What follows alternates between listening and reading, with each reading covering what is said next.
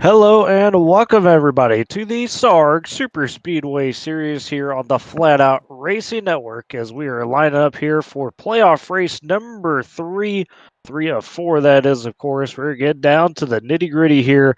Race 11 on the season, playoff race number three. In the booth with you tonight, it is Michael Norman and myself, Tyler Riggs. Michael, how we feeling tonight heading into this very, very key chase race?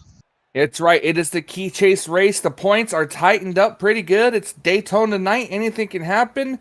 And we're going to be keeping an eye out on the top three in points right now, including right now our points leader, which is, if I'm not mistaken, Lucas Cram right now. Let me go ahead and double check on that real quick. Yeah, Lucas Cram's got the points lead right now. He's only got it by 13 points over Robbie Lyons, 23 over Brandon Half.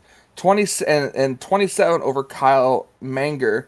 So we're going to keep an eye on those. And Lucas Strayer's gained 3 spots from the last race here. We saw just how hectic it was last week. And Tyler, I think it's going to be another hectic one here today. Yeah, it just might. You're referencing last week, of course, we were at Talladega for the Vopsy iRacing Pace 200. And what a tale of, kind of two stages, if you will, where the first stage, a lot of uncharacteristic big wrecks from these guys, especially early on, Michael. And that kind of played out to where, things had to cool down as we got into the second half of the race, and they did. But at the end, it was Robbie Lyons continuing his hot streak. Remember, folks, just, about a month ago, or so, this was a gentleman who had been so close in SARG but hadn't got that win. He got the big win, and since then, he has been on an absolute tear. Has won 3 out of the last 4 races, including the first 2 of 4 chase races here, and that's why he is within striking distance of being able to catch Lucas Graham, possibly even tonight. As they start to roll out, they'll look a little bit at that grid, and Brandon Half tonight really separated himself. Last week, it was really close between the top 5, not so much this week. Mr. Half takes the pole with a 47.217, and they get Mr. Alex Fox up there on the outside, starting with he is 47.230. Gavin Jones in the top 5 and third there. Brett Murphy and Quinn Gingrich round out your top 5. Lucas Cram, speaking of our points leader, qualified 8th, kind of an uncharacteristic qualifying effort for him, if you will. Usually he's up in that top 3, if not on the pole. But 23 cars here tonight at Daytona, as you mentioned, Michael, underneath the lights, 80 laps for us here tonight in the Florida 200. Of course, that stage break that they usually have will take place at the end of lap 40, start of 41. And that first set of stage points, Michael, it's going to be a fight, I feel like, for some of these guys. Knowing the situation, you mentioned Robbie Lyons being only 13 back, and then Brandon Half, our pole sitter, being 23 back. Then you also got a couple of guys right there also trying to close it a little bit. Kyle Manger and Lucas Strayer, both 27 and 28 back respectively within striking distance. We'll see how this plays out as they are getting ready to come around here. Pace car getting ready to pull off. It's going to be Mr. Half in that 9, leading us, as mentioned, Alex Fox at 29. Pace car is off for the Florida 200. Green flag in the air here as we get underway at Daytona. It looks like Mr. Half got a pretty solid jump. And Michael, how soon do you think things are going to get mixed up here? Because as we saw last week, these guys were really on it from the get-go. Yeah, on it from the get-go. It's not going to take very long, probably a couple laps just to set out a rhythm, get your car up to speed here, and then we'll start seeing how comfortable drivers are and what line's going to start taking shape here. Now, I've actually gotten into one of these race cars recently, or earlier today, and I just tested out that drafting, and let me tell you, it is difficult now. With the way the drafting package is, it is difficult to get right up tucked behind somebody. You literally have to have the car in front of you kind of drag the brake a little bit to back up to you in order to get a bump draft run. As we see here, already trying to form an outside lane, the 12 car of Gavin Jones up there. But here comes Quinn Gingrich, who is a former winner here at Daytona, and it was the night race that he won too. So look for him to run his strongest here tonight, as we already have what looks to be a third lane going on the outside. I believe that is Sean Howell out there trying to form a third line. Maybe not, maybe just kind of trying to ride to the back. Yeah, these guys, as you could tell, filling out a bit early here. I mean, we mentioned last week, very chaotic start to that race. had a couple big crashes early, which is just not typical of what we see with these guys. But Michael, you mentioned how the package has changed. We've talked about it with the drivers plenty, and getting your experience like you did, you kind of testify now a little bit more into what these drivers are saying and how the changes are there. We've seen it on the track, no doubt about it. But it looks like so far the bottom line kind of taking control as it's Mr. Half up front.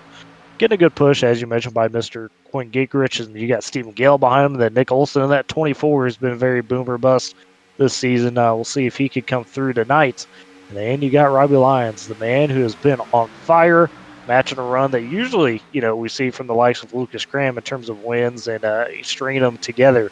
Boy, once he get that monkey off his back, Michael, you could just see on the track he's a lot more confident out there, and he's been making a lot of winning moves. Boy, I'll tell you right now, I guarantee you one person that wishes the stage caution was right now, and that is Robbie Lyons, who's running 5th place right now. But Lucas Cram back there in 11th now. He would not get any points if it were to end right now. That would be best case scenario for Robbie Lyons and others trying to catch him. Oh, absolutely. And we've seen Mr. Cram kind of do this the last couple of races, Michael, where he hasn't necessarily been up front in that first stage, but he has found a way to get stage points still, despite maybe some, get caught up in a wreck or just not quite getting the help or the pushes he needs. And so we'll see if that holds true again here tonight, because as you mentioned, I mean, all it takes is one bad stage, basically, from Lucas Cram, then having Robbie Lyons or, Kyle Menger or Brandon Halfer, one of those guys really jump up there and capitalize on that to tighten this up, because, 27 points, 28 points like Menger and Strayer back. I mean, that's not a whole lot of a cushion. So that top 5 right now in terms of points really tight. And Lucas is going to be on his P's and Q's here tonight, because, Michael, you can't win the championship tonight, obviously, in race 3 or 4 of the chase. But, boy, you can set yourself up to lose it if you're not careful. Yeah, absolutely. We're watching these drivers snake down the straightaway here. You see the 88 there, Clint Spillman getting a little loose in the straight in the turns there. Everyone seems to kind of single file off here. That's very surprising.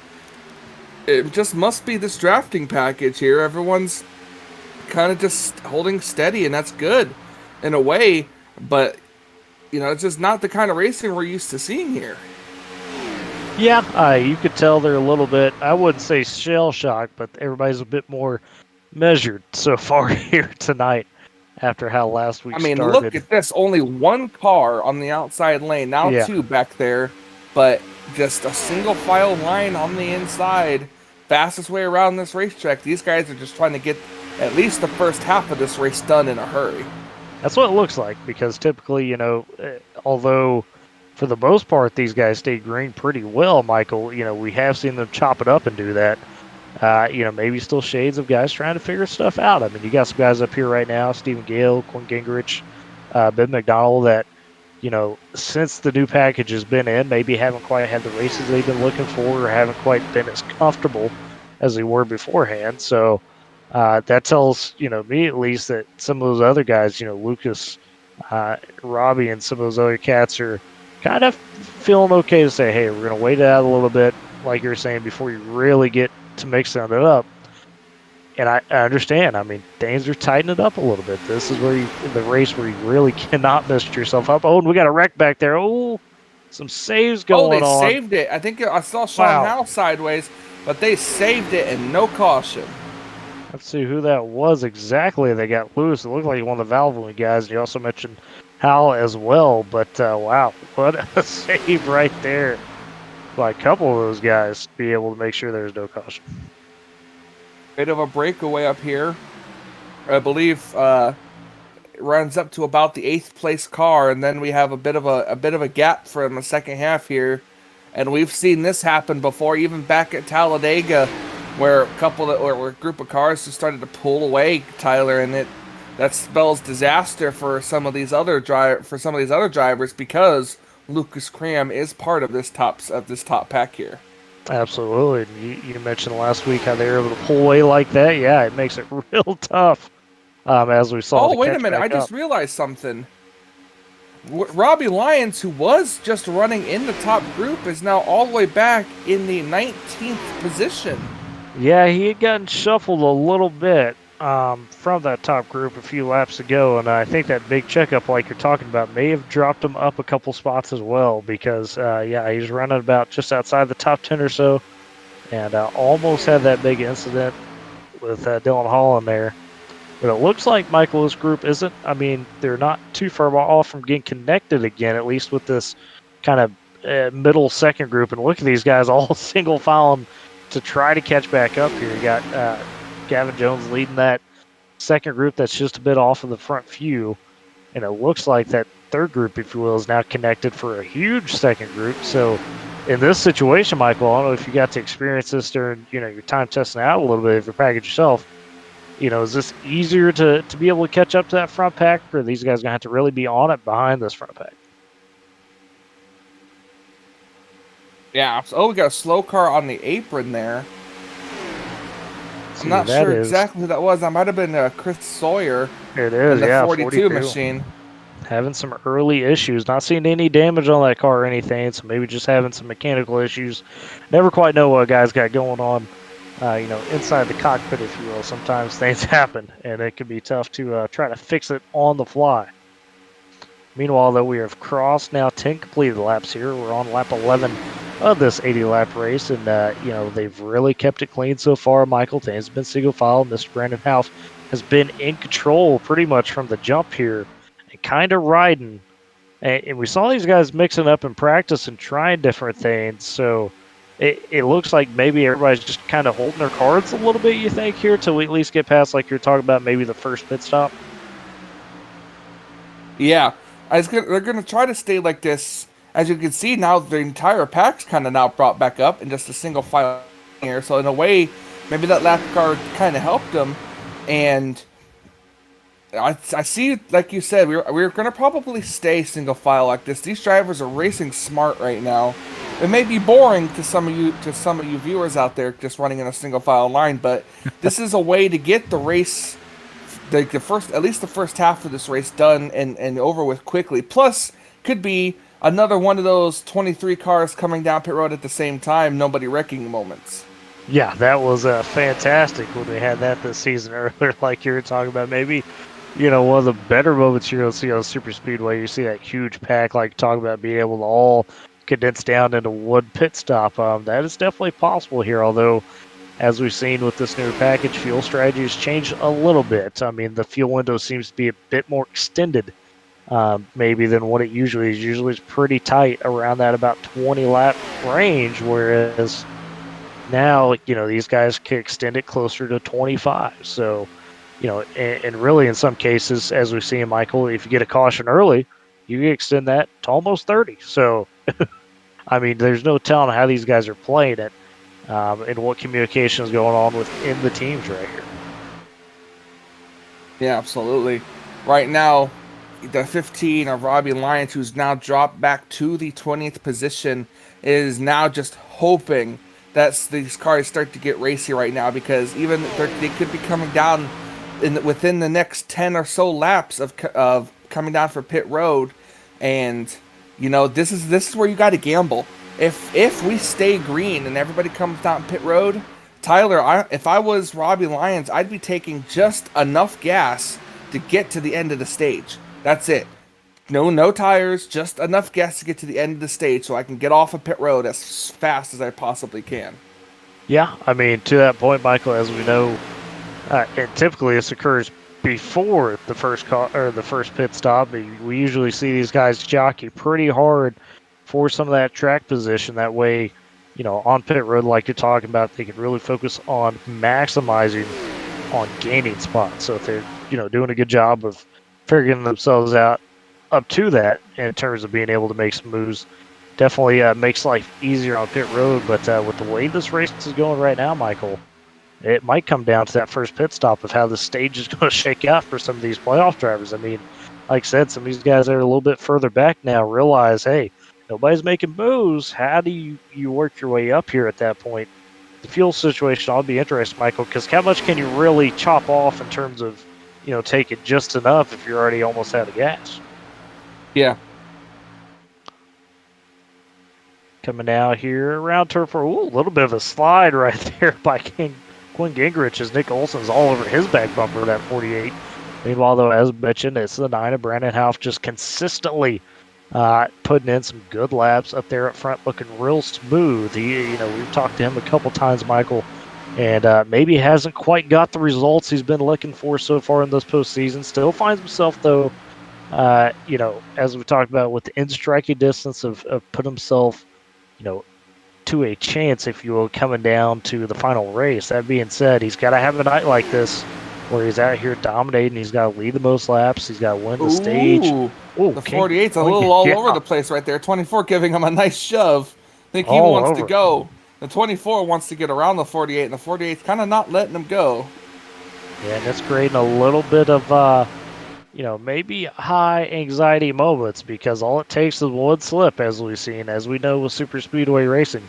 One little bad bump, one little, misstep in trying to bump that guy down a straightaway even. I mean, that's all it takes, and you could get some of those big wrecks. Now look how Olson has really backed off the 48 here. And Michael, you think he maybe is looking to get one of those slingshot maneuvers? Oh, there's a wreck in the back there. Oh, Car boy, up in the wall. No caution yet. Brady Floyd, I think they've saved it. He saved it. I don't think anybody went Caution completely is around. Now out. Caution is now out. I see Kyle Manger might have been involved in it as well. I see Dylan Holland. Robbie Lyons might have had a piece of it. He's underneath the yellow line. Yep. Lyons maybe was avoiding. He might have got out of there scot-free, Michael. He might have been avoiding it. Looks like Dylan Holland maybe was the one that got put up in the wall there off somebody's bumper. I have to go back and look at that, because I see that 5 with some very significant damage. Not blown up, but it's definitely bent in a bit on all sides here. Go ahead and take a look at this here and see what might have happened going into turn 3 here.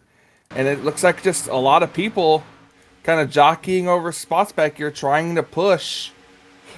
Someone comes up, wasn't clear. The 20, 20 of Brady Floyd was not clear. Oh, yeah. He tried to merge up to the outside lane, and it was just too little too late, and ended up getting turned into the wall. Yeah, that got the 25 of Manger, like you were saying. Got Dylan Holland pretty good on the rebound after Floyd had bounced off the wall. It looks like Lyons, like I was saying, may have avoided some damage. He went straight through the grass at 15 did. Oh, so yeah. Avoided. He went through the grass, that's for sure. We're going to have to probably ride on board with him. And we're going to ride on board and see if he actually did get involved in that. Let's see. You're going to ride on this camera with him.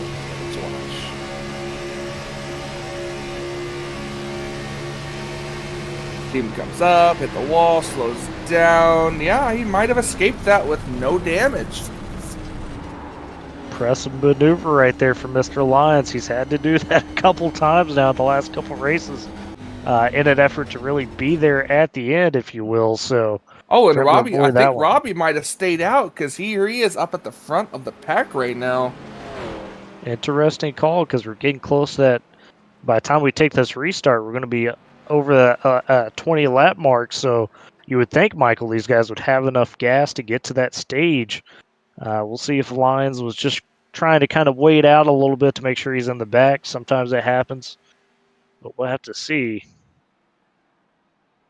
because that would be pretty pivotal. I mean, you would think Robbie would want a chance at stage points, and obviously pitting would give him that best chance, knowing that, hey, you wouldn't have to pit again for any fuel, whereas if he stays out completely, you're going to have to bring it in eventually for some gas. Yeah, absolutely. Well, we're going to have to wait and see what happens here under the first caution of the race here on lap 19, or about halfway through stage number 1. We're going to take a quick commercial break. You're not going to miss any of the action, even though we're under caution, as we're going to go FRN side by side. Welcome, race fans. This is Paul Page, the voice of IndyCars.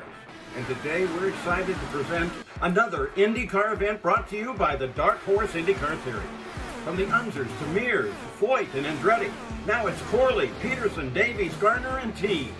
You can expect high speeds, incredible wheel-to-wheel action, and intense drama that you could only get in an IndyCar. So sit back and enjoy your favorite drivers from all over the world take the track. Dark Horse IndyCar drivers, start your engine.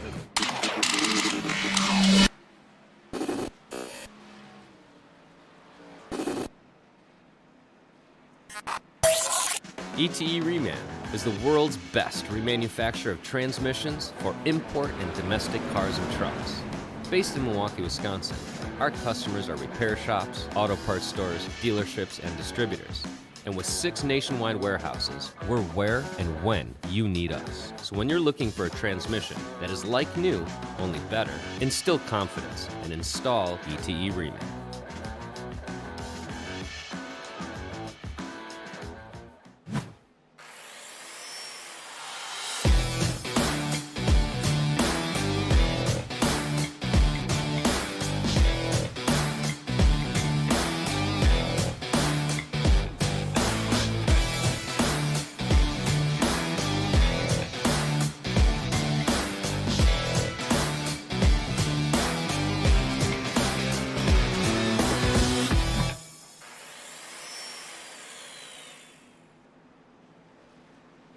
Welcome, race fans. This is Paul Page, the voice of IndyCars.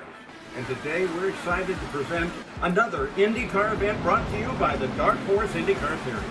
From the Unzers to Mears, Foyt, and Andretti, now it's Corley, Peterson, Davies, Gardner, and Team. You can expect high... Welcome back here to the SARG Superspeedway Series on the Flatout Racing Network. As you can see, Robbie Lyons did not pit under that caution. He stayed out. Green flag is back in the air, and Mr. Lyons is going to lead us to that green flag with a big push from Nick Olson at 24. Everybody else, Michael, elected to pit under that caution. As we mentioned, stage break will take place end of lap 40, start of 41. And so what do you make of this call by Mr. Lyons to stay out, get a bonus point leading, but maybe cost himself a chance at some stage points if this thing remains green the rest of the way? I mean, it's a risky decision. I don't know what's going through his mind for him to think that he can make it all the way. Maybe he's hoping for another quick caution, but I don't know. I mean, he has not pit, and he's gonna kind of have to at some point here because he is gonna end up running out of gas. I have to assume within the next 5 to 6 laps. Yeah, I think he made this play simple because he was trying to get a lap wet. I mean, he knows he's not going to make it all the way fuel-wise with this fuel load, because remember, folks, they do not run the full fuel load in this series. They reduce it down a little bit. But that being said, he's elected to take the points leading the lap, and then I guess, like I said, hoping for a caution, a quick one to say, okay, now I have a chance to, still get stage points. If that caution does not come out, though, he's going to be in a world of hurt here because he'd be the only one that would bring it down. I mean, I guess the good news is, Michael, he can pit, get his fuel, not go a lap down, and then just ride it out until he hopes he gets caution at some point in the stage. But these guys would have to start mixing up a bit, and really up front we're not seeing that, but right now towards the back of the pack a little bit, see some guys trying to move a little bit. You see Gavin Jones out there on the outside in that 12, sitting about 11th right now. He's got Alex Fox, Quinn Gingrich, and he's got a little loose Britt Murphy. He did a little bit, wiggled, 29 fell back. The 29 is pushed them to trying to get the outside run going, and right now Robbie Lyons is seriously hoping that a caution comes out. But when you think about it, that's not really going to help him because everyone just came down pit road to get fuel, so they have enough already. Even if a caution comes out, they should anyways, to make it to the end of the stage. Or True. do you think maybe he stayed out because the caution came out too early, and maybe he doesn't think everybody else can make it? I don't think the caution was too early because we've discussed you can kind of go over. Oh boy, the 12 is in the wall. No caution, Saved no wrecks it, though. Yep, Kyle Dagger as well up there in that 2. Got up into that wall. They all keep it clean, so dicey moments right there. But, yeah, we're going to have to see Robbie Lyons on pit road here within the next couple of laps. It's got to happen. I don't see any, even if a caution comes out now, it might not be enough for him because he'd have to come up. Here he comes. He's coming down pit road now. Oh, yeah, I was trying to get that early caution. Let's see if he gets in clean here. He can't speed. Can't compound being by yourself. It looks like he got in pretty clean right there. So now for him, he's just, hoping he gets a chance with that caution. Like we said, not going to go a lap down most likely. Even if he does, it looks like he's going to be one of the two guys a lap down. Looks like Brett Baldick is a lap down right now, that 04, but not appearing, at least for me, on track. So for the broadcast, excuse me. Yes, he is. According to our statistics here, I thought pit road speed at Daytona was 60. Is that correct? No, I think they've got it down to 55 is where we're at here. Because I saw him going at least 65 according to this little screen I have up here. And unless it's off by 10 miles per hour, I wonder what's going to happen with this one. As he's coming out all by his lonesome now. Nick Olson to the race lead, and he's just now coming into turn 1. So we're going to just kind of have to wait and see how it's all going to cycle around. Right. Mr. Lyons, as we mentioned, did come back out of pit road here. He's in about middle of 3 and 4, and Michael, I think he is in danger of going lap down sooner rather than later, so he's going to have to catch a break at some point. But as you mentioned, Nick Olson up front now in that 24 machine, a guy who's been very boomer bust this season. Was a little bit more on the consistent side last season, found himself really in contention up until the end there for the championship. This season's been a bit tougher for him. He's still, not completely out of it. He's 34 points back, so it's not out of question for him to get into it going into next week, depending on how things happen. But this is another guy that needs some help. So he doesn't like seeing the 9 of Brandon House and the 44 of Lucas Cram behind him in second and third, Michael. Yeah, right now it's the worst nightmare for these playoff drivers to see Lucas Cram in third place. At least he's not leading, but he's still going to get points, and that's not what they need with heading into the final race of the season next week. Yeah, I wonder if anybody's got their voodoo car prepared. Not a voodoo doll, but a voodoo car prepared for Mr. Cram there.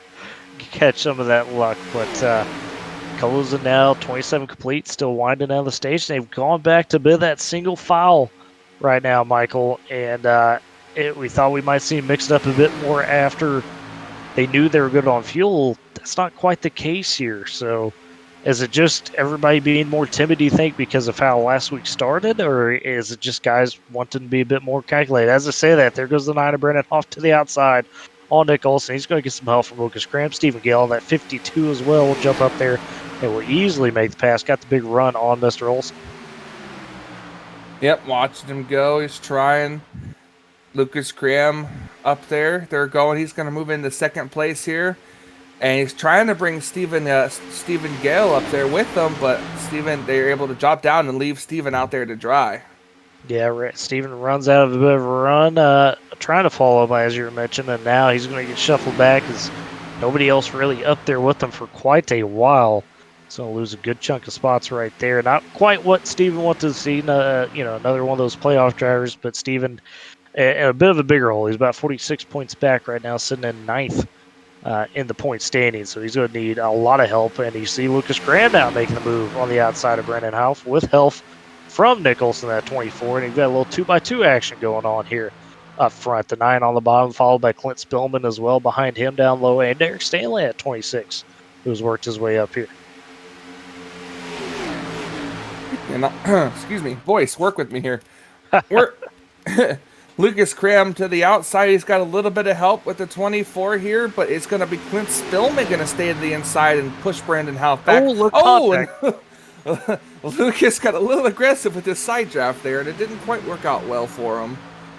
Yeah, wanted to look like Michael to get back down, but as you're talking about, kind of ran out a little bit of space there. Had to stay up top.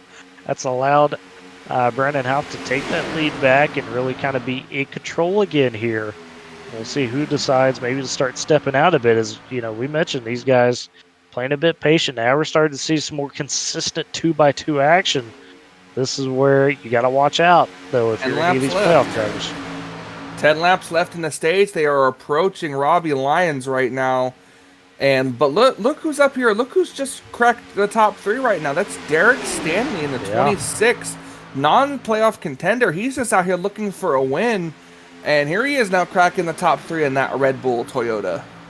Yeah, having a good run so far. He's had some rough luck this season along with a few other guys, as typically happens. Typically, there's a couple of guys that just cannot catch a break throughout the season, and Stanley's definitely been one of them. We'll see if he can make the most of a run here, though. As you mentioned, up there at third, looking sharp. You got Sean Howell behind him, Kyle Major in that 25 after being part of that first caution. He's worked his way up into the top 5 now. And Lucas Graham in that 44 back there, Michael, as you can see, leading the outside lane, but he's not got a whole lot of help. There's a big train on that inside trying to get past him. Yep, keeping an eye here on Derek Stanley. As you see, they're going to go past Robbie Lyons on the outside. That is not good for him, as he will be the first car lap down. So when the next caution comes out, whether it be for a wreck or for the stage end, he should be able to get back on the lead lap. But just a very, very tough break and a poor call for Robbie Lyons here. That's not what he needed. Absolutely. And the good news for him is he's at least in a position to now catch the draft, although he's got to watch out for that 40 or 04 Brett Baldeck. But Brett right now sitting about 15 seconds behind the pack, behind Chris Sawyer. Looks like him, Brady Floyd, and Baldeck all only 3-car group way off the pack. So the Lions right now, at least Michael, has that lucky dog wrapped up, but he needs more than that, right? Like we're talking about, he needs some stage points. He's not going to get it here. That means he's going to have to make a pretty aggressive charge maybe for the second half of this race. Yeah, absolutely. We are about 8 laps coming to 7 laps left in the stage here. Really single file, and there's at least a good half a car length to a full car length in between these cars. We talked about the draft package. The draft package creates a bubble, and that is much like you've seen in the real with the aero package they have in real NASCAR. You can suck up to them, and then the air bubble will immediately push you back away from them, and it gets really frustrating as a driver because you want to get the run on him and take it somewhere, but as soon as you get close enough to make a move, it's like suddenly you hit a wall of air and it just car back. Absolutely, Michael, and that's a pretty good description of how things roll out sometimes with this newer package. Oh, excuse me. But, yeah, rolling down all these laps and single filed out a little bit again here.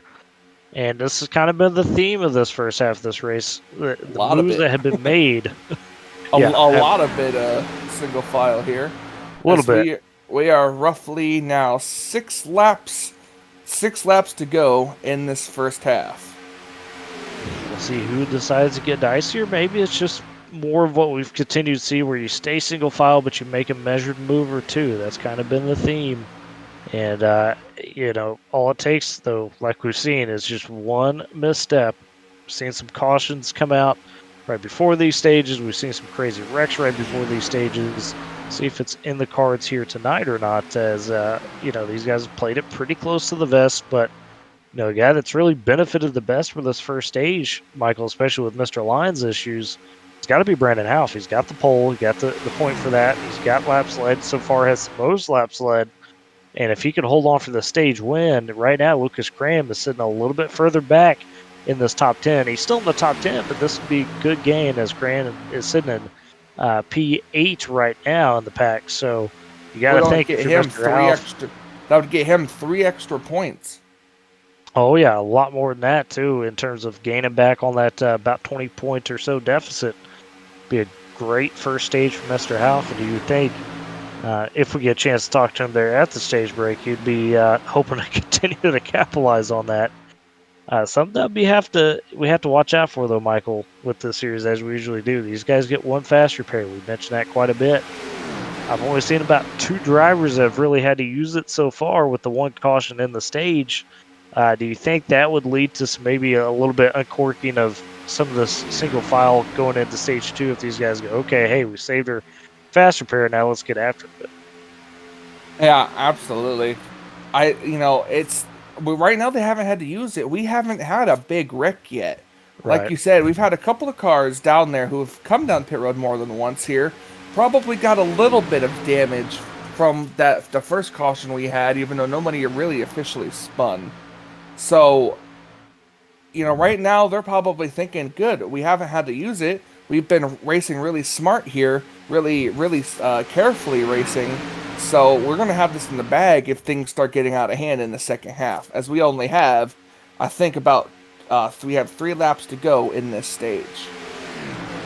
Absolutely, here working lap 38, like talked about, in this Florida 200 under lights here at Daytona, and some past winners this season at Daytona right now. As we've come into this one, the night section itself, Quinn Gingrich at 48 did get a win earlier in the season in the Cross the Stripe 200 at the night part. In the daytime, you've seen Stephen Gale take it. We saw Lucas take the 2008 Legacy configuration once.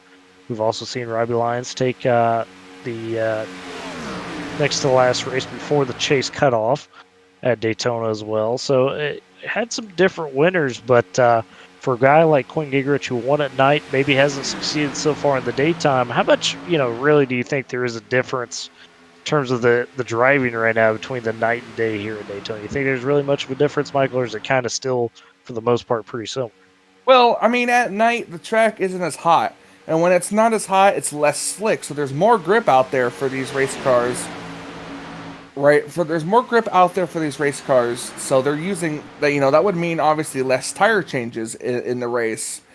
And when the daytime happens, it's more slick because the racing surface is hotter. And you guys see these guys slipping and sliding around more than usual. As we've just taken, I believe this is the last lap of the first stage here. Half, Spillman, Stanley, and Howell, your top 4, Manger in your top 5 here. Can these guys mount a charge? It just looks like there's just no way to do it. Yeah, they've been kind of biding their time, but who's got something for Mr. Half up there? I don't know, to your point. 3-car breakaway right now between the 9, the 88, and the 26. It looks like everybody on back trying to line up for a big run, but they may not have time here. Coming off turn 4 right now to end this stage. Right now, Brandon House currently in control. There goes Sean Howell, the 38, maybe peeking to jump out, but nobody's got a big run. Spillman thinks about it, decides against it, and your stage 1 winner is going to be Brandon House in that 9. Caution flag flies. You're going to get Clint Spillman 2nd. Derek Stanley 3rd. Sean Howell 4th in the stage. Kyle Manger 5th. Lucas Strayer 6th. Lucas Cram 7th. He gained 1 spot. Nick Olson 8th. Michael Elliott 9th. And Ben McDonald 10th to round out the top 10 there in the stage. And Michael, the big thing of that course, the first 7 of the 10 playoff drivers, 7 of the first 8 playoff drivers. Derek Stanley, the lone guy up there in between a lot of playoff drivers, kind of stealing some stage points. So big stage for Mr. House. We'll see if we can get him here in just a second. Big stage win, gaining some good points there on that 20-point gap he had. Yeah, he really did. He gained a lot of good points there. Brandon House, he's gained, let's see, 1, 2, 3, 4, 5. He gained 5 extra points in that from the deficit there on Lucas Cram, who managed to finish a spot better than where originally was. He finishes 7th. So with him finishing there, that's 4 extra bonus points he has compared to Brandon House 5. And so I guess in a sense, he only really gained 1 point. Brandon House did. Well, not necessarily. Remember, we also got the pole award points. Okay, so that's 2. Yeah, 2 points. And so 2 points, and I don't know how many laps is it. How many points is it for leading a lap? You'll probably get that 1 bonus points, but remember, he's led a lot of this race, Michael, and Luke Scram is not. And if Brandon House is able to lead the most laps, that'll be an extra bonus point or 2 as well there. So really maximize what he could do in that 9 in this first stage. That's very, very true. Right, as these cars are getting ready to come down pit road, we're going to wait for them to at least be in their pit box before we try to pull our stage winner up so we don't distract them. Yeah, that'd be a smart there. We don't want to get blamed for any pit road instances. Trying to pull guys up. Once he gets in his pit box, we'll drag him in here and talk to him about it. So just kind of waiting for that. His pit box is quite a long way. Think that he's finally got to it. Yep, there he is. Can confirm Mr. Robbie Lyons did get the lucky dog in the stage as well, so he will get back on the lead lap there. Right, and I try to bring him up here. Brandon House. Let's go ahead and if it really wants to work with me, which it doesn't seem it wants to.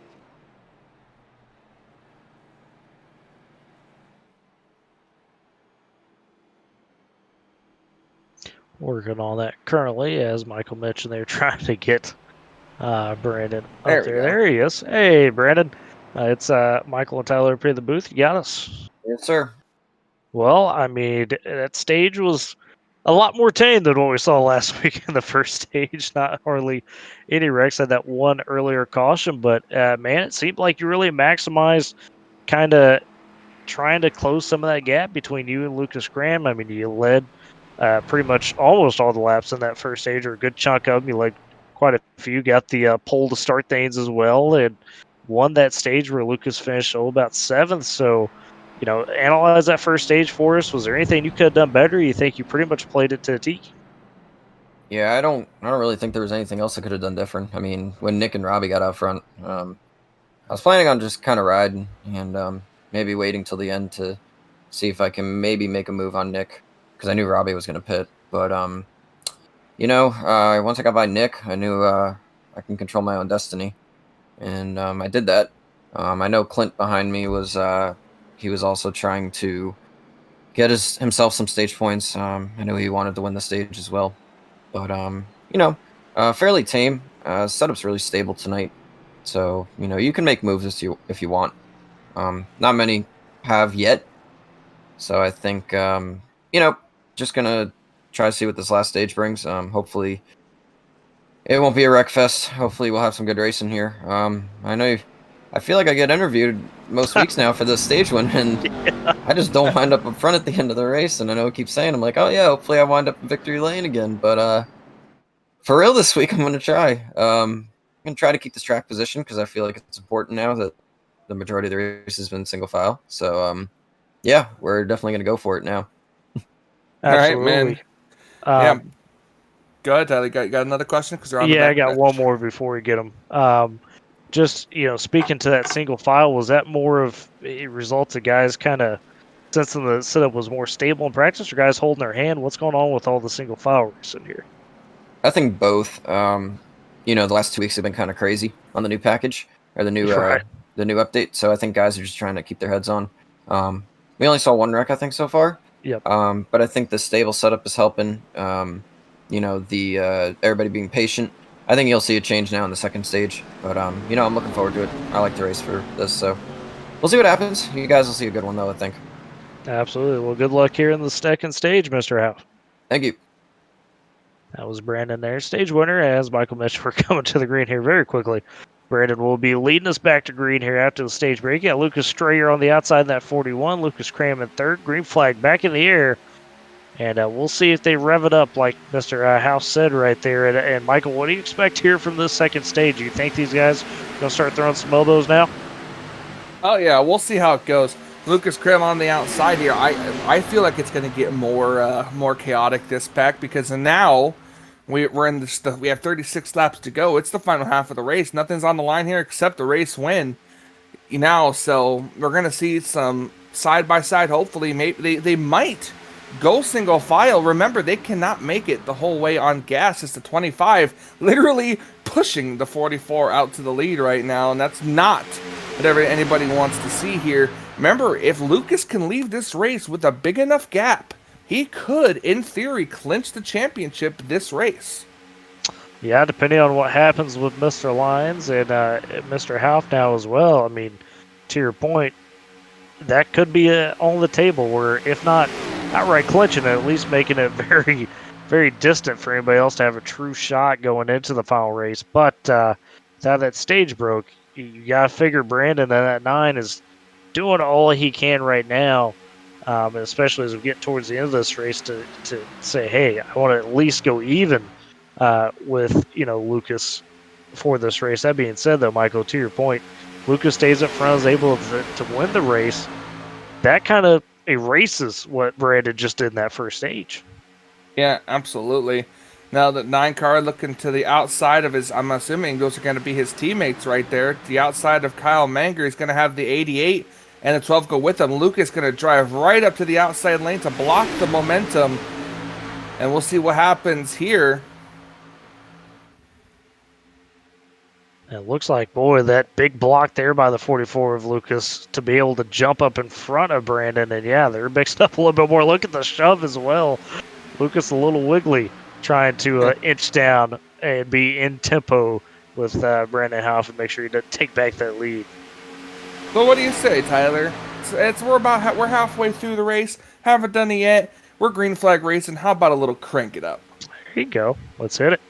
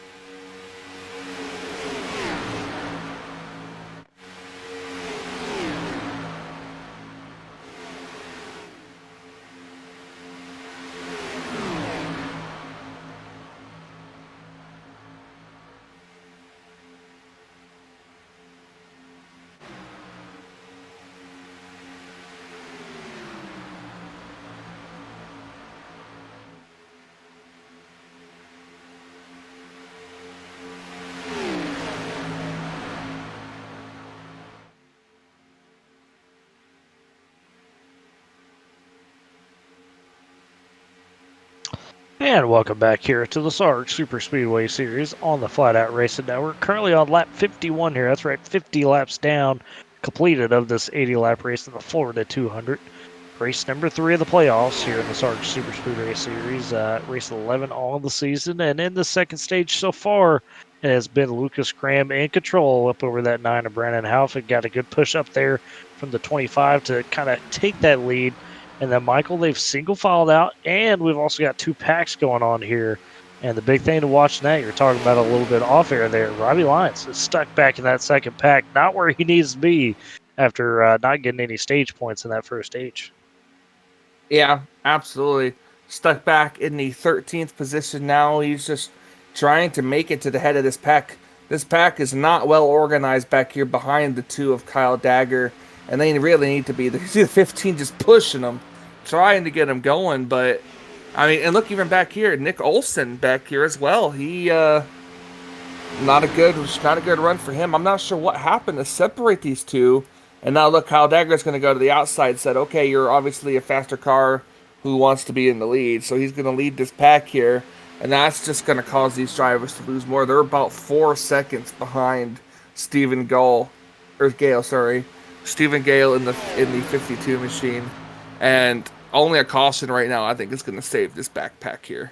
Yeah, I think you're right, Michael, because as we've seen last week and the week before, once you give up that time, and especially with the way this first group is single file right now, it is almost nearly impossible to make it up unless you do get that caution. I mean, we saw last week how Lions led that group towards the end of the race there, and really they all pushed together, if you will, about the front 6 or so to make that just down to those guys. Let them, be in a situation they kind of were able to sell it by themselves. Didn't need the rest of the pack involved, and kind of creeping on a similar situation. Although there's obviously a few more cars in this first pack than there was last week, with some of those cars being crashed out last week. But we thought maybe a little bit more elbows were going to get thrown in this stage, but so far it just hasn't been the case. It seems like these guys are maybe, waiting patiently until we get past that about caution or that pit stop point, if you will, because as we know, as you mentioned earlier, you definitely got to make one more stop here. And it seems like this front pack is content to lead that second pack. Yeah, absolutely. They are single file here, not a care in the world. We're going to wait, too, to see when these cars will start coming down pit road for the final pit stop of the evening, unless we get cautions. And that's going to be something, too. We went back to Green Flag Racing on 42, I think? Yep. So we're about 13 laps into this run, so we shouldn't see these cars coming down pit road for probably at least another 10 laps. Yeah, I think you're right in there. Probably about 10 laps, maybe a little bit more depending on who's saving what, but obviously before lap 70 is probably your best guess in terms of that.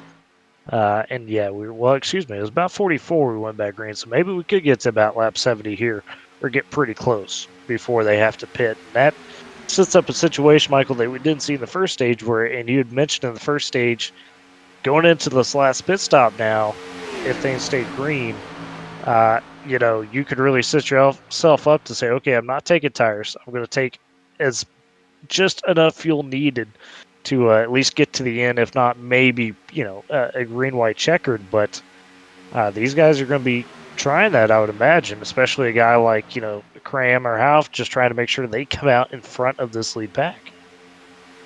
Yeah. And I'm not too sure what it's going to take to do that, too. But I don't know about you, but I was kind of hoping these cars would have stayed all together so I could watch them all come down pit road under green. Just like they did at Talladega. We've been one of those since that occurred, but it's as we know, it's hard to do, right? And it's hard to get that to happen again. That was a pretty unique circumstance, but just looking at these time splits, that second pack continues to lose time. And I've seen them try a couple different things now, Michael. They're trying to run the high side a little bit to see if they can, that extra momentum might help them there. It did not. It pushed them back a bit further. Now they've gone back to the bottom. Robbie Lyons in that 15 is leading the second pack, but he's stressing probably right now, saying, man, there's got to be something, some way to get back closer, but it's not in the cards with the way this package is. Yeah. This is not the way, and if they keep going like this and we stay green, depending on how long it takes them to get to the pit stop, that pack could almost get put a lap down. But they've got to try the front pack. I think this has more cars in it, because you've got Sean Howe, who's completely lost the pack. He's back here. Ben McDonald also back here. He's completely lost the pack. Chris Sawyer, we never really understood what happened to his machine. And Brent Baldick back here as well. They're going to be the first to go a lap down, as the leaders are just coming off of turn 3 on into turn 4 now. And we've got about 23 coming to 22 laps to go. Lucas Cram leading right now. Brandon House just watching the championship slip away slowly at this point in his number 9 machine. Just a bit. I mean, it would definitely be a lot tougher if Cram was able to stay in the lead and win this race. That being said, though, Michael, if Half is able to get back in front of Cram, win the race, get those bonus points, you could see those standings change up quite a bit, where maybe he would overtake Robbie Lyons and put himself with very solid striking distance, maybe to be a real threat to Lucas going into the next week. But right now Lucas is sitting pretty where he wants to be. I guess a wild card in this could be that 48 back there in 5th place of Quinn Gingrich. He's right now the only driver in the top 7 not in the playoffs, and we mentioned the last time they were at the night circuit here this season, he was the winner in what was a wild race earlier in the season. That was, of course, pre-new package, but He's found himself right back up here in 5th, Michael. And if you're, Cram or Half, Spillman or Gavin Jones right there in front of him, are you kind of worried about that 48 a little bit, or you're just not really paying him any attention? Well, you're not really paying him any attention right now. You're just kind of trying to run your race and not worry about really the people behind you. Lucas, he knows how to lead. He knows how to block. He knows how to get around second place. Everything as we're now approaching 20 laps to go. We should be very quickly approaching this next round of green flag pit stops. Yeah, very quickly, as you mentioned, 60 laps complete now. Just 20 to go here as we're working lap 61. And we got to be getting within about 5 laps of those pit stops. We mentioned went back green about 44, looking at the times there. So that pushes that window back just a bit. And it comes down to the money stop. Who's going to execute the best? Who's going to come out up front? We've seen a couple different races. One of Robbie Lyons wins a couple weeks ago, Michael, where he played it a bit soft going into pit road in this situation, and didn't come out in the lead, but put himself in probably a better position for the end of that race, being behind, a driver or two there. Do you think a guy like Lucas Cram, seeing something like that from previous weeks, says, hey, maybe I kind of bait somebody like Brandon House into taking the lead coming out of pit road, so I can put myself in the proper position to, be the guy to make the move in the last lap? And that's just what it's going to come down to. And here it's hard to make a move on the last lap at Daytona compared to what it is at Talladega. At Talladega, you have a more wider of a racetrack and more longer of a distance to travel on the front straightaway to have a chance to make that move here. And so I don't necessarily know if running second would be the best bet here, as I feel like at least at Daytona's sake, you want to be the leader coming, on the white flag, especially with this package. Yeah, and what we saw in that first stage, it worked out for Brandon House, right, being the leader on the white flag of the stage. And we've seen Robbie Lyons do it in previous weeks where you make the pass coming to the white flag, before the white flag, and he was able to kind of hold serve once they got there. So to your point, you just don't quite know how it's going to play out coming down to these final laps, especially if it stays green. I mean, the 17 laps to go this time. I'm wondering when these cars are going to have to peel off. An update on that second group. We mentioned they were about 6 seconds back. They're up to about 8 or so now. So I've lost about another second and a half. Not as much the outside lane. Right, yeah. Running that outside lane, trying to get some of that momentum. Maybe that's a good counterbalance, Michael. You mentioned, and rightfully mentioned, how there's a few less cars in this second group than that first group. So far, looking at the times, once they've switched to that top line and kept it tidy, they haven't lost as much as they were just running right in that bottom. So that being said, they're still not gaining any time. And if you're Robbie Lyons, that's got to be frustrating. Yeah, it's always going to be frustrating, especially to just, you're just watching it slip away. Right now, he's probably getting frustrated. It's not the correct time to be getting frustrated right now. What makes it worse is the fact that the cars ahead of you are just in a single file line, and there's just nothing you can do about it. You're feeling helpless. So you want these drivers to start panicking, to start making moves, trying to get up to the front, just in the off chance it could bring out a caution flag. But these drivers are racing seriously smart here, and with the drafting package the way it is, I don't know if we're going to see any moves like this until the final couple of laps. Yeah, I think you're right, Michael, for sure. And monitoring that front group, seeing when they're going to peel off. Still not yet, as we've now completed 65 of the 80, and hearing from the 2 now of Kyle Dagger over the driver chat that he may be pitting. And it looks like that second group is pitting, Michael, all at once here, and there's a little bit of action getting in there, a little bit of smoke, nobody spun or anything, but definitely some dodging to be done. But the second group decides they're going to pit first and take that initiative.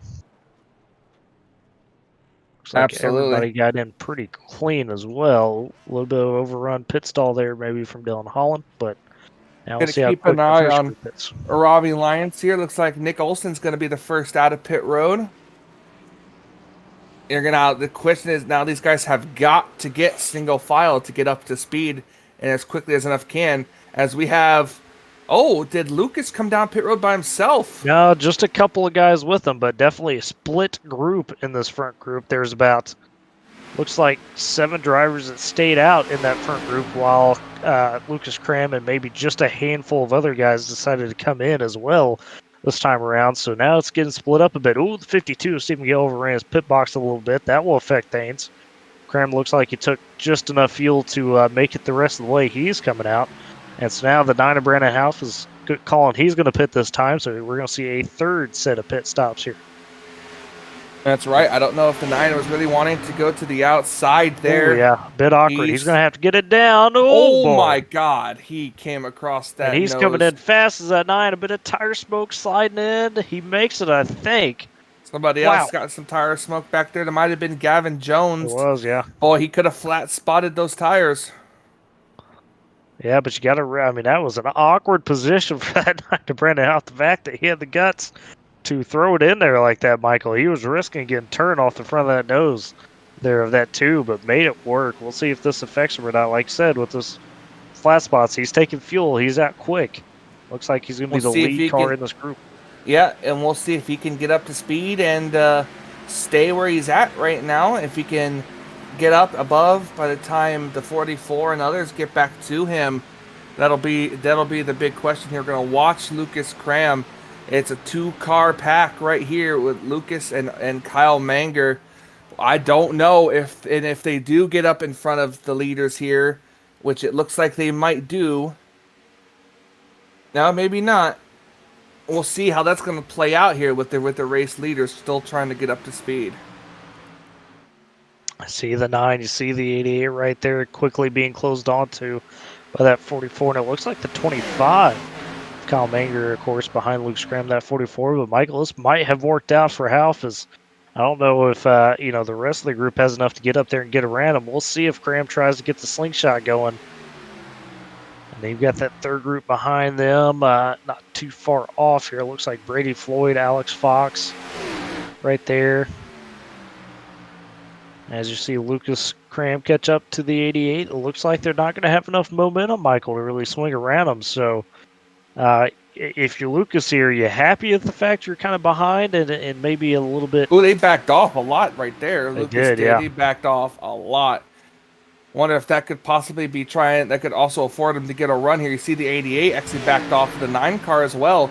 That could be bad because we all know that Lucas isn't one to help push. Lucas will go for the spot himself. We'll see what happens here. The 88 car might just be content pushing the 9 for now and just trying to weigh his options here. He knows that if he drops back to get a run, if he gets it at the right place, he could try to get around that 9 machine. Well, we did hear Brandon say during this halfway interview or stage 1 interview that Spillman was trying to get around him for the stage 1, just couldn't get anybody to go, knew that, so like to take the points in second. So, Clint's not necessarily committed to maybe pushing Brandon here, but, maybe doesn't want to necessarily help Lucas with it either, right? He's got to look out for himself. He's surrounded by teammates, though. I'm assuming that these are all teammates all great here. Guys, yeah. Yep, all teammates here. And, at this point, as I think we've heard him talk about in an interview before, it's hard to communicate the moves you want to do because they're all in the same team room. That's a good point, Michael. You can't, you can't read minds, right? So if you can't communicate to each other because you're all in the same room, like you mentioned, it makes it tough because then it's a guessing game of who's going to go where. So we're seeing this is a 4-car group up front now. As everything is settled out, it looks like Brady Floyd in 5th, all the way 2.5 seconds back, and he just got himself and Alex Fox, and then the lap car of Chris Sawyer as well in that 42. Then you got to go back another about 1.5 seconds to Lucas Strayer, Gavin Jones, Quinn Gingrich, and Stephen Gale, and Matthew Oliveira. So really split up now in the different packs here. And that's not what Mr. Lyons, Robbie Lyons, would see. He's currently sitting P13 as he just has not been able to catch the right break, Michael, to get himself back up there in contention. And, he's one of those guys obviously hoping for a big caution, but we'll see if he's able to get it. We'll have to wait and see. There's not really that big of a pack here that would be. Oh, there it is. There's the caution. Caution is out. We're going to have to see where that one went. Could have been the 5 of Dylan Holland. It's definitely in the. It looks like maybe the 2 and the 24. Be Kyle Dagger. That'd be Nick Olson. That'd be big right there. We're going to have to find that on the. See, all you gotta do is just talk about it, and it happens. Oh, it was. Wow. It looks like it was Robbie Lyons and Nick Olson. Ooh, Robbie Lyons caused the caution that he needed here. He pushed the back of the 24. He did not let up. Right there, a little bit of a slide, and there he goes. Yep, just a bit of a missed timing on that bump, and we've talked about it where that's all it takes. And not what this field wanted to see, not what those front 4 guys wanted to see for sure. They were cruising out there. Yeah. Had plenty of a gap to work with. Cruising, and we're going to get a restart under 10 laps to go, so this is going to be hectic. We're going to take a look at it one more time here, and we're going to ride on board with the 15. Oops, wrong button. Get this here. We're going to ride on board with the 15 of Robbie Lyons, and we're going to see from his angle what happened here.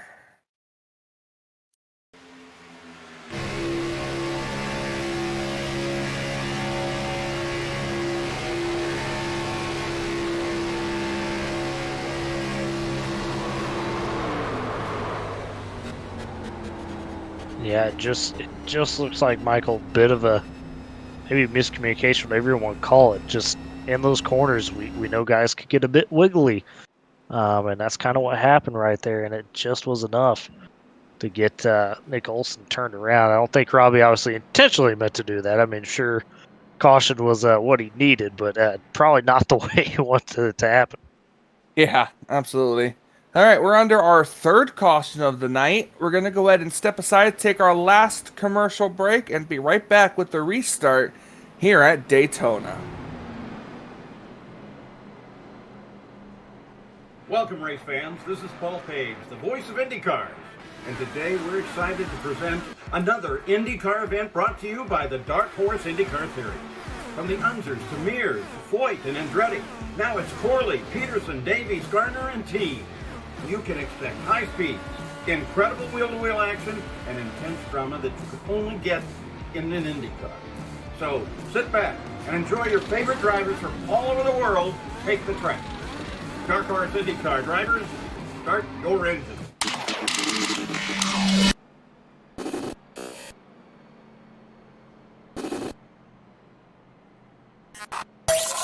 ETE Reman is the world's best remanufacturer of transmissions for import and domestic cars and trucks. Based in Milwaukee, Wisconsin, our customers are repair shops, auto parts stores, dealerships, and distributors. And with 6 nationwide warehouses, we're where and when you need us. So when you're looking for a transmission that is like new, only better, instill confidence and install ETE Reman.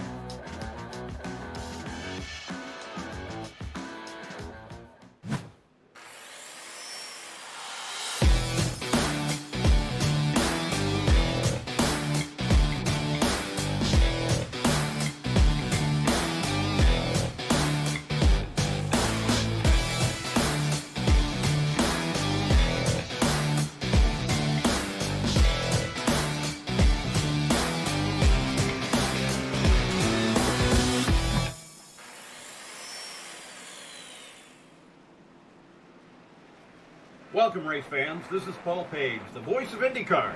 And today we're excited to present another IndyCar event brought to you by the Dark Horse IndyCar Series. From the Unzers to Mears, Foyt, and Andretti, now it's Corley, Peterson, Davies, Gardner, and Teague. You can expect high speeds, incredible wheel-to-wheel action, and intense drama that you could only get in an IndyCar.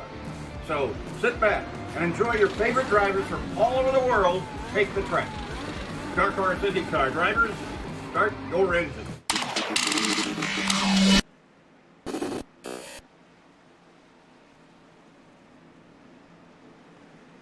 And back here in the SARG Superspeedway series on the Flatout Racing Network, setting up for a potentially wild and chaotic finish here, as we just had that big caution, 3rd one of the day, as Michael mentioned. And it was Robbie Lyons causing a little bit of contact between him and Nick Olson there way back, brought it out, and now Michael, of course, Robbie gets that EOL, but the field gets bunched back up. The possibilities here are probably endless, and you got to imagine there's not going to be any more single file, I would imagine, like we've seen. Probably not. We're gonna have 5 laps to go on this restart. I'm curious to know if we're gonna finish them all under green. Green flag's back out. We're back underway, and Brandon Houff leading them down. And a huge jump from Mr. Houff up front. That could be dangerous if he's not careful. Here comes the run back. You see Clint Spillman on the 88, in the 88 on the outside. He's got help from Kyle Manger, that 25. And we'll see if that outside line gets formed. It just hasn't been here tonight. But so far right now, these guys are going back and forth, trying to figure out where to go. Still no. Oh, there you go. A couple guys jumping up there to the top line now and are starting to get real 2x2. But look at that 9 get such a huge run. He's seeing something's up because Lucas Cram is backed off. And here comes Cram on the outside now with a big slingshot. Let's see if he can. Oh, has to pull right back down on the 9 there. That was tight. Oh, caution. Caution is out again. That's another wreck in the back. Could be Robbie Lyons. We'll have to see back there. It was definitely action up front. Yeah, Robbie's got a little bit more damage to the front end of that car, so I think you're right. He might have been involved. Let's see here. Oh, boy. It looks like it was just him and Kyle Dagger. Just another instance for Robbie. Just a little bit of a rough push, trying to stay on it. Yeah, turned around. Wow. Turned them around, and the 42 got involved in it there. At this point, I feel like Robbie is just really frustrated with how his night's going.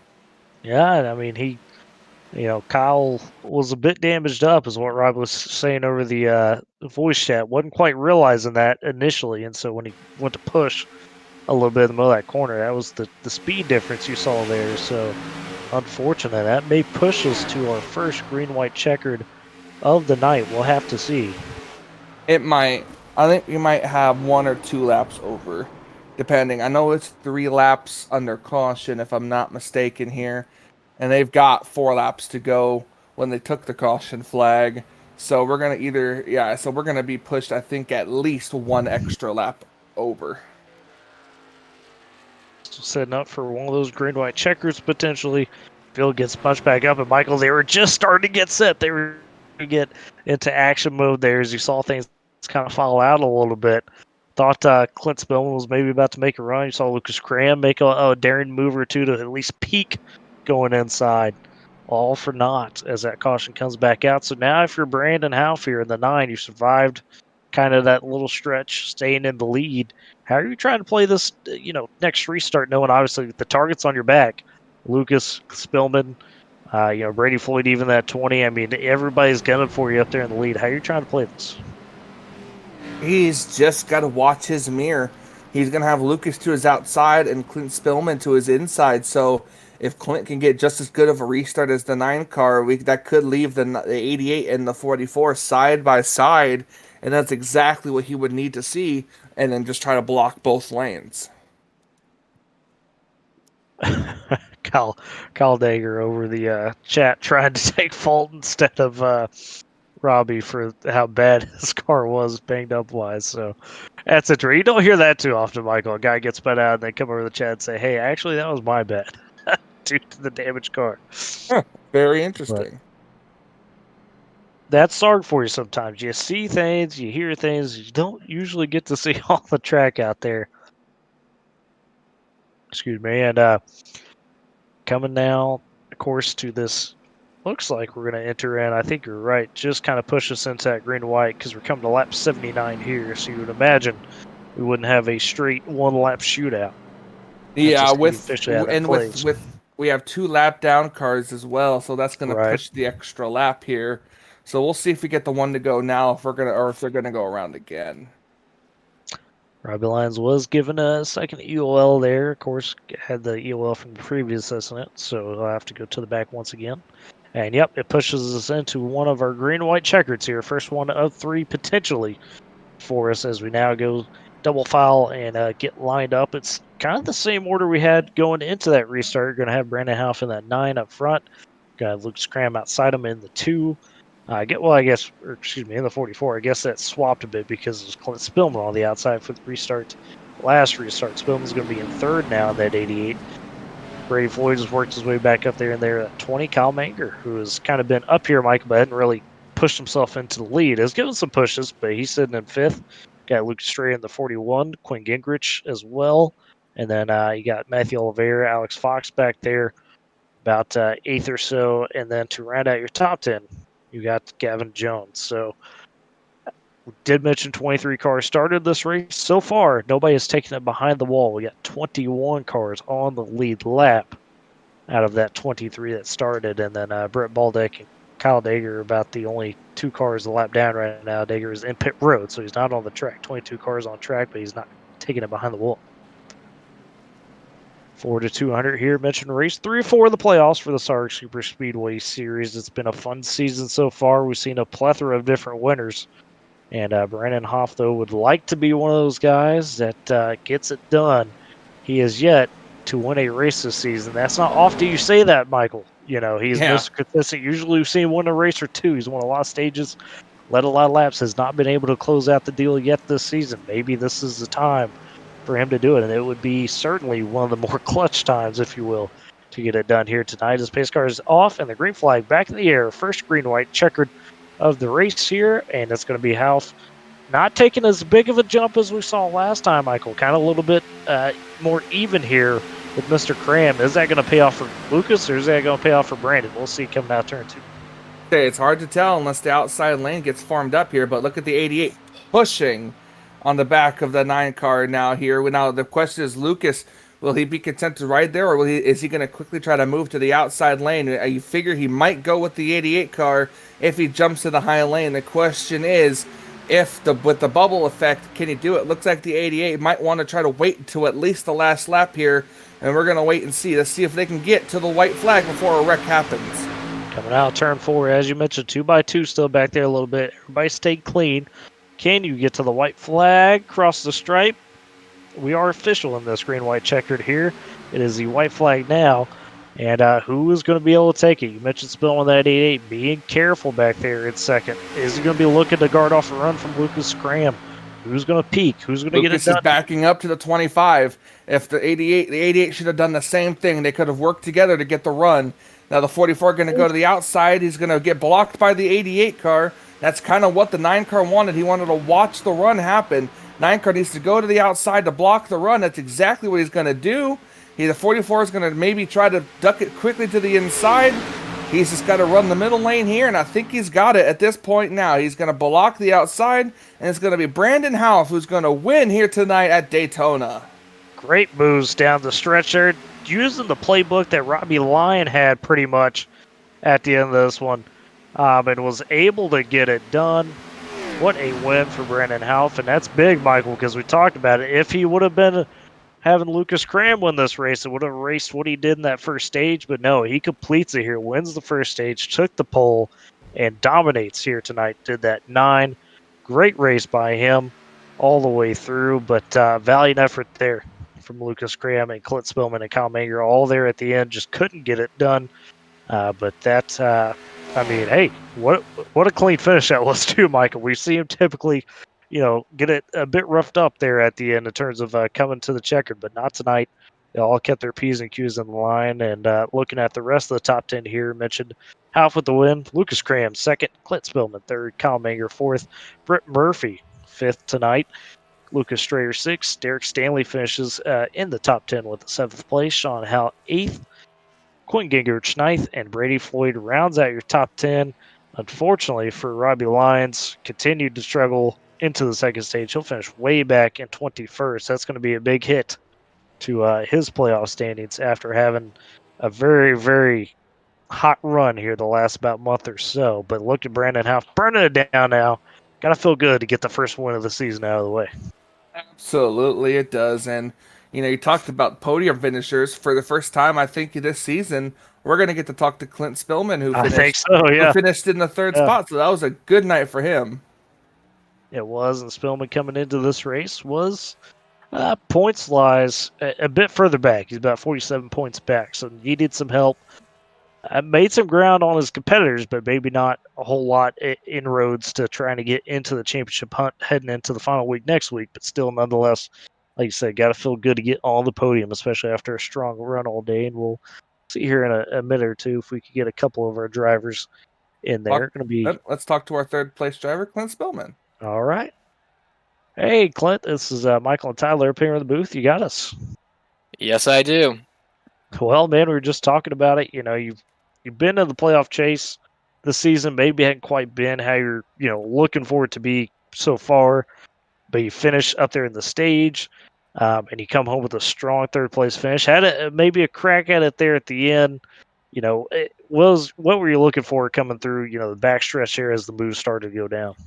Well, it's about time this season I get an interview. I've had such horrible luck, but yeah, I mean, all race long, just kind of playing strategy with that run before that stage end. We were hoping Cram was going to pit before us so we could kind of make up time on him because we were saving more fuel being behind him, and worked out a little bit. And then we got the yellow here to cause these last couple restarts, and I couldn't really get to Brandon with this new package. The air bubble there. You got to really get close and break the air bubble in order to just even have a shot. And then I saw Cram and Manger getting the run, and they just pulled me back with that side draft, and I just had to fight for myself down on the bottom there. But happy Brandon was able to get the win there. Worked with him all day, and I got third by 1,000th of a second, so I'll take it. Yeah, for sure, Clayton. We heard Brandon say towards the end or after the first stage when he took the stage that you were really wanted to get out there and win that. But with the way that single file racing was going that first stage, I mean, and you factor in the air bubble like you talk about, it seemed like moves tonight were really at a premium. Is that the sense you got, or how'd you think about the racing tonight? Yeah, I mean, this package, it's a completely different beast than what we raced the first 7 races of this season. You learn things every race right now with it, how to break the air bubble. The bottom's quicker here, the top was quicker at Old Daytona. You save more fuel running second than you do first, and by like almost 2 laps on a run, which is insane.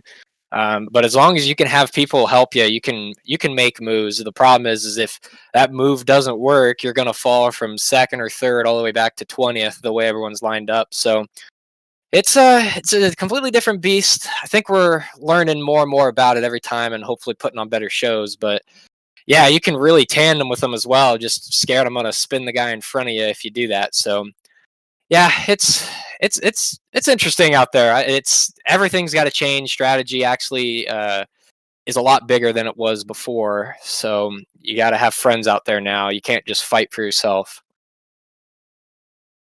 Michael, if you got a question or two. Yeah, it was a heck of a night for you guys up there, especially when everyone started to get single file out there. And just how frustrating as a driver is it when you get single file? It's like you want to make a move, but at the same time, just with the way the drafting package works, you suck up to the guy in front of you, and then suddenly it's like you hit a wall of air, and it just pushes you back just that little bit. Yeah, it depends on where you're at in the single file. If you're up front, you're happy. I'll gladly ride there in top 5, saving my faster pair. And if they wreck in the back trying to make moves, well, then they wreck in the back. So, but when you're in the back, and it's just so frustrating how if you don't have any friends, you can't get up to try to get better track position. You're just kind of stuck back there in 20th and that.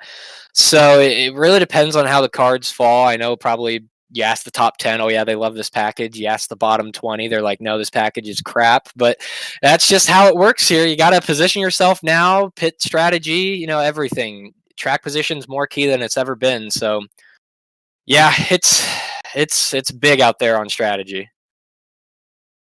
Absolutely, Clint. Well, of course, hey, first time on the podium this season. Go ahead and do some big shout outs and thank yous to everybody who's kind of brought you here. Yeah, well, shout out to Brandon for that win. Glad I was able to hopefully push him there. Shout out to my mom and dad and everyone else who's watching. Shout out to Flatout for putting this show on every week. Love seeing it. And yeah, see you next week.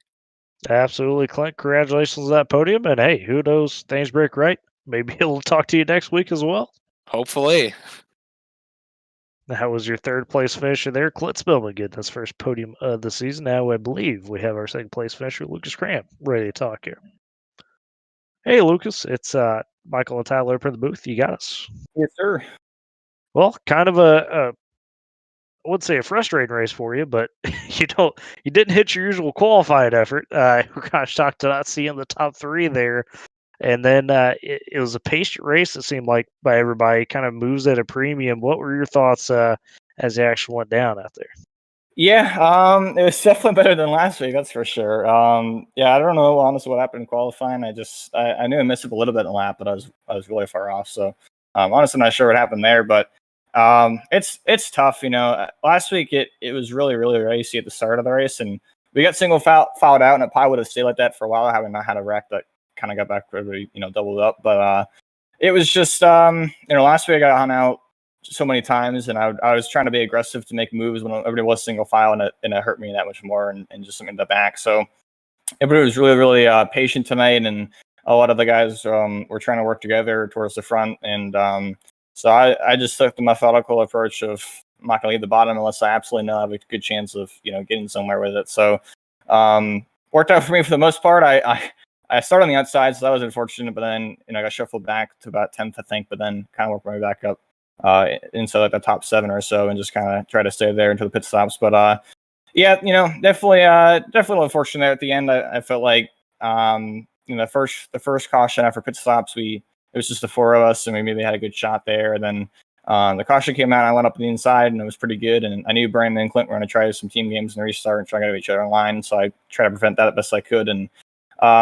really sucks. I had a hell of a run there on Brandon, and I went to go take it at first, thinking I could try to clear him before everybody else caught us. And as soon as I got to his quarter panel, I realized that I didn't have as big of a run as I thought, and I knew I was going to catch us behind, and I would gotten shuffled the outside. So I lifted, got back in line, and the caution came out. So I feel like if I had taken that, I could have gotten the lead maybe, and it would have put me in a lot better spot. But it is what it is. I'll take P2. Yeah, and come down to that final lap there, you're still, despite all that, in a pretty solid position. You got a little bit of help there from Kyle that 25, but it seemed like Clint and Brandon just kind of made the right move. And as adept as you are, as we've seen it out there, making some of those last lap moves, it seems like with this newer package, you have to be perfect trying to make that move. Is that kind of your assessment as well? Oh, 100%. Yeah, you described that perfectly. I mean, early in the race, I think I was behind Nick and Brandon, and then Brandon pulled out, and we both had a huge run. And I was actually kind of surprised that because we weren't hooked up together, and usually you have to be hooked up together behind somebody in order to make something like that happen and work. But I kind of went with him there and got down and clear in front of Nick, and it gave me a spot. And Nick wanted to make a move to try to get around Brandon again, so I pulled out, and Brandon obviously tried to block it. And Nick got my left rear, and he got a little scared of turning me, which is very fair, obviously. And so he lifted, and as soon as he lifted, it just killed any run we had. And obviously, with nobody else really behind us, it shuffled us all the way to the back until I got down the line finally. So just a little lift like that. If you lift to get out of the air bubble, it pushes you so much further back, and you're done. That's toast. So you got to be 100% perfect without a doubt. And last week, I got hung out quite a few times, but I had a lot of opportunity to stay in a good position or do something, and then I would make a mistake, and it just all kind of compiled. So I try to make sure I minimize that tonight, and take a little bit conservative approach, and maybe left some things out there, but I feel like I did everything I could. And I got really lucky there, honestly, in the last restart, because Manger, I was lined up the outside there in second, and got equal with Brandon on the restart, so I couldn't get down behind him or anything. And I was going to hunt out the drive for sure. And Manger let me back in line and helped me out. So that was huge for me, and I'm super appreciative of that from him. Michael, if you got any questions. Oh no, he's pretty much answered all my questions. I talk too much.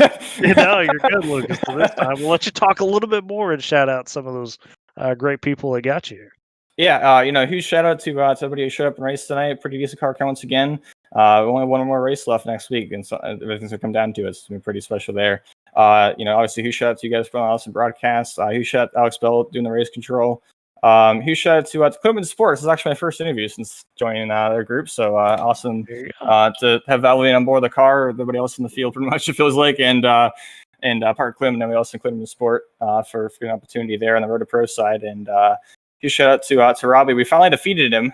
He won like almost 4 straight, and finally defeated him. So that's good for points as well. But looking forward to next week. Absolutely, Lucas. Congrats on the second place finish, and you got a championship to the Fed next week, and you'll have a couple hungry drivers, I'm sure, on your tails, ready to go after. Absolutely, appreciate it, guys. That was second place finisher Lucas Cram right there, and now we'll bring in the big winner himself, Mr. Brandon House. Brandon, it's Michael and Tyler up here in the booth. You're back. I'm back. You made it back.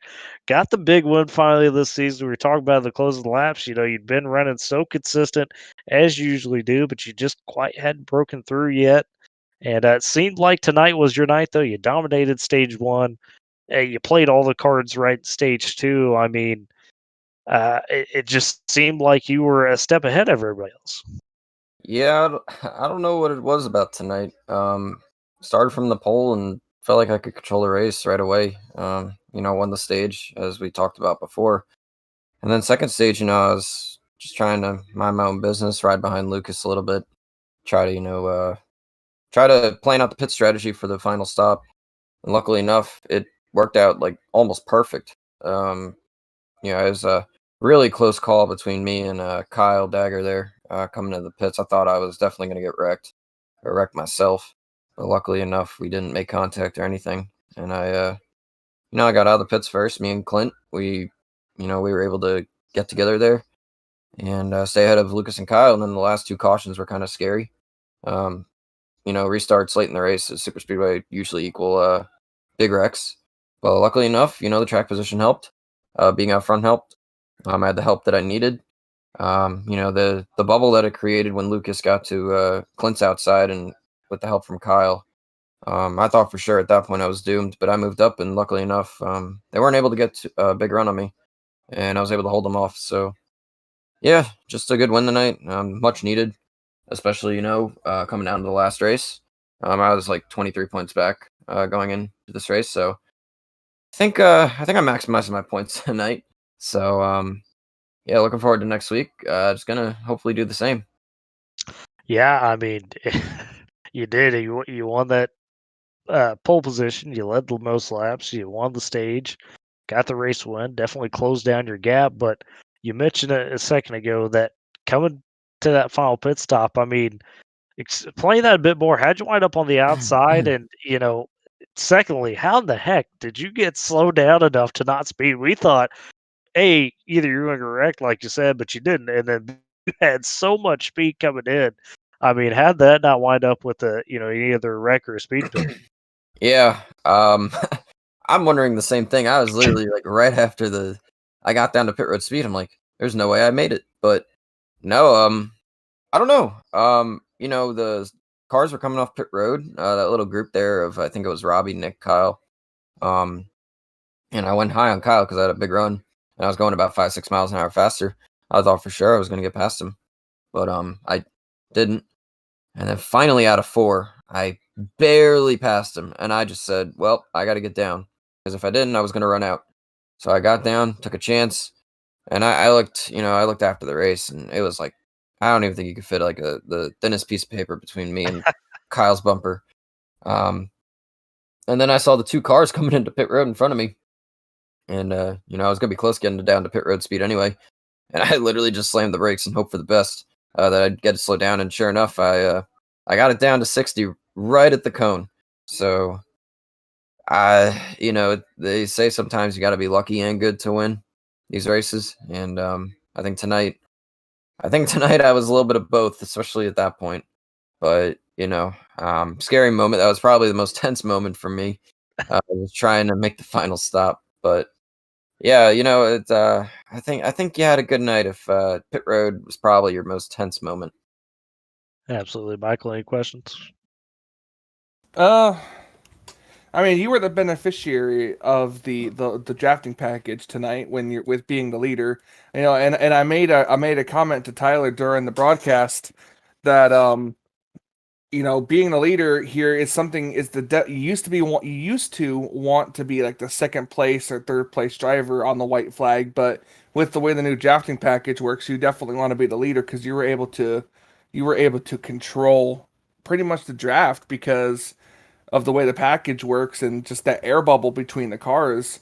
So just how much easier was it in a way to be the leader than to be running in like second or third? Because you for a while ran second to Lucas for up until that last pit stop.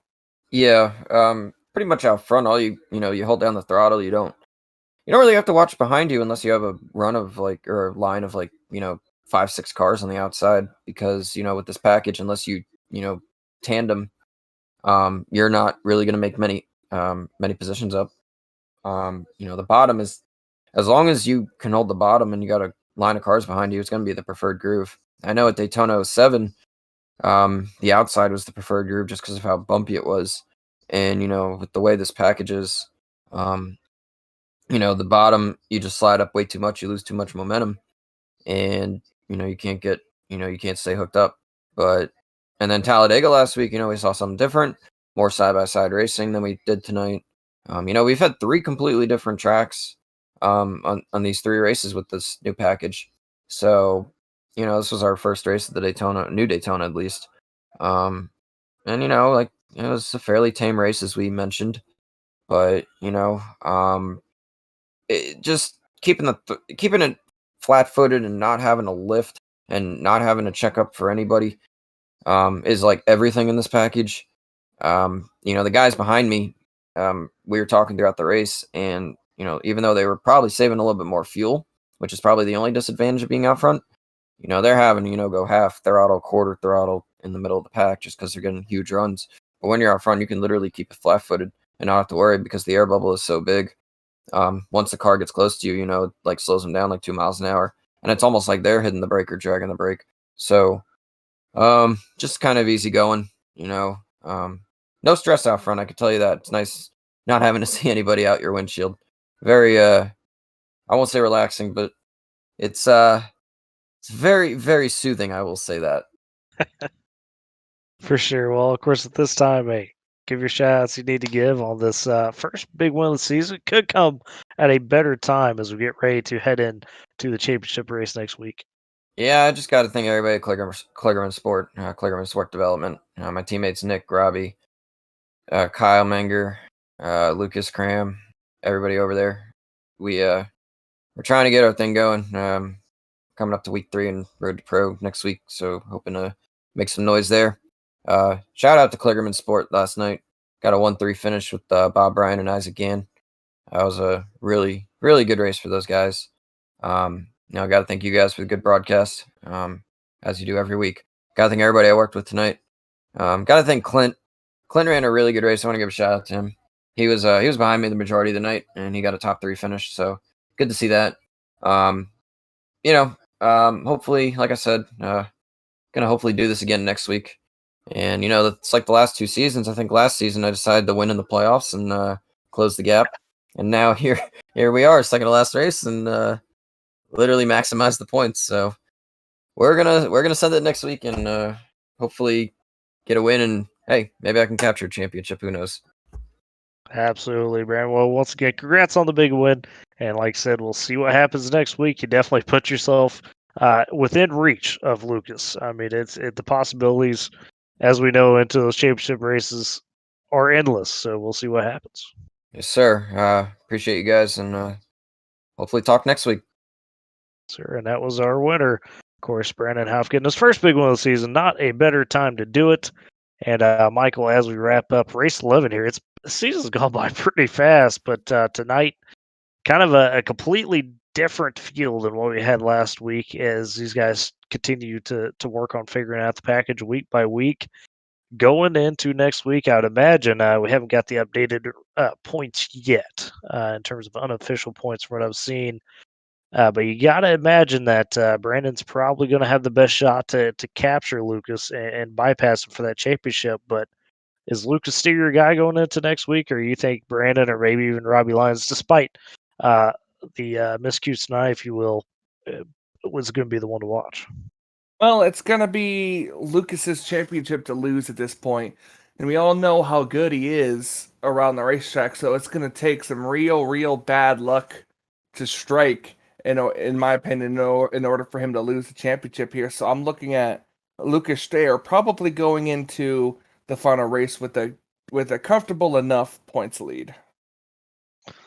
I mean, it is very possible. Imagine kind of how things shook out tonight. It's still going to be I would guess, about 10-point cushion, safe to say, between Lucas and Brandon Houff, and then who knows how it fell, with Robbie Lyons and Kyle Manger as well, who had a solid day.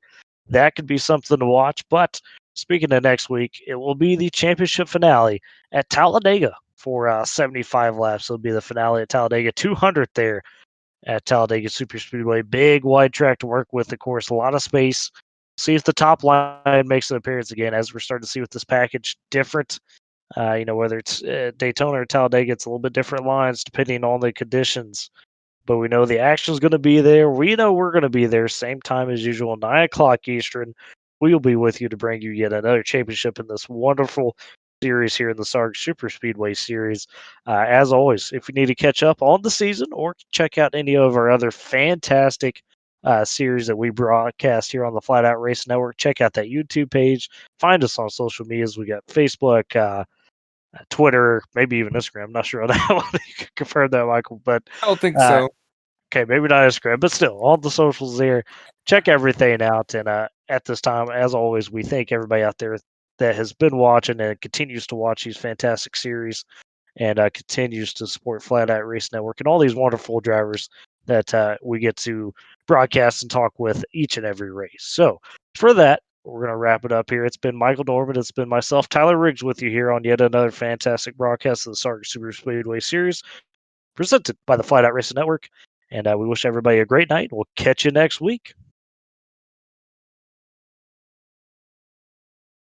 This broadcast is the copyrighted work of Flatout Racing Network and may not be rebroadcast, retranslated, or used in any form without the express written consent of Flatout Racing Network and iRacing.com Motorsports Simulations. Flatout Racing Network would like to thank you for your support, and we hope you enjoyed tonight's broadcast.